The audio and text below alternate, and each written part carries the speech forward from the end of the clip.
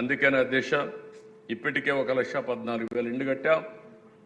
రేపు జూన్ 12వ తారీఖున అంటే 1 ఇయర్ ఈ ప్రభుత్వం పదవి చేసే సమయంలో 5 లక్షల ఇండ్లు కట్టి పేదవాళ్ళకు అంకితం చేస్తామని చెప్పి కూడా ఈ సభ ద్వారా హామీ ఇస్తున్నాం. అదే మరి అధ్యక్ష ప్రతి ఒక్క వ్యక్తికి ఒక కమిట్మెంట్ ఇస్తున్నాం. ఇంటి జాగా, ఇల్లు, ట్యాప్ వాటర్, అది కూడా sustainable source, toilet, solar power connection, pumped gas కానీ గ్యాస్ కానీ, ఇంటర్నెట్, ఈ 7 వస్తువులు క్రియేట్ చేస్తాం. అది ఏ వ్యక్తి అయినా సరే కనీస అవసరాలు ఉండే పరిస్థితి రావాలి. ఇందులో కూడా మీరు చూశారు రేషన్ కార్డు కానీ పేదవాళ్ళకి ఇవ్వడం అవన్నీ వస్తాయి అధ్యక్ష. ఇది కాకుండా అధ్యక్ష ఈ ప్రభుత్వం ఒక ఉద్యమంగా తీసుకుంటాం.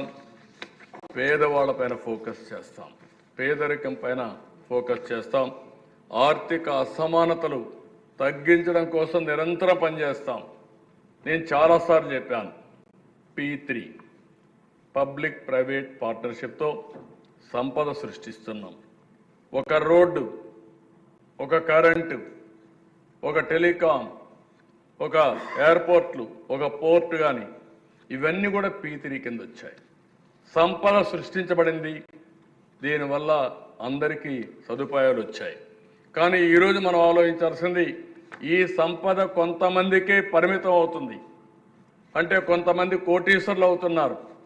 దీనివల్ల ఏవైతే లాస్ట్ మైల్లో ఉండే వాళ్ళకి వెసులుబాటు రావడం లేదు.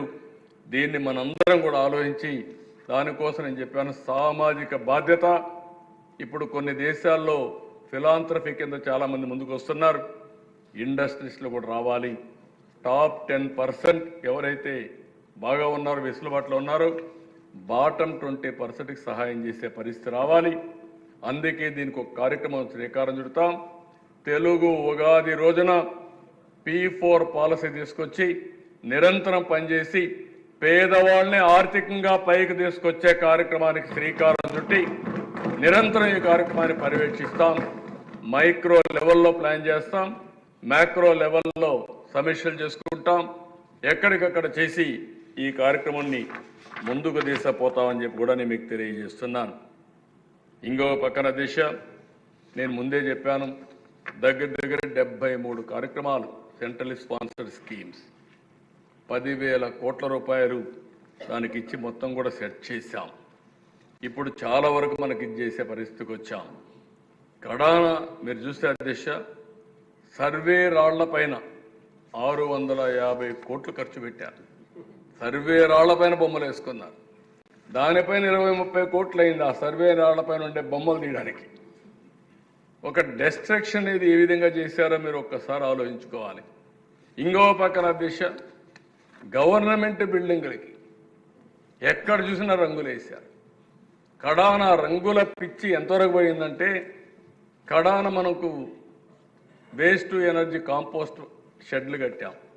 ఆ షెడ్లు కూడా వేసారు, కోడిగుడ్డు కూడా వేసే పరిస్థితికి వచ్చారు.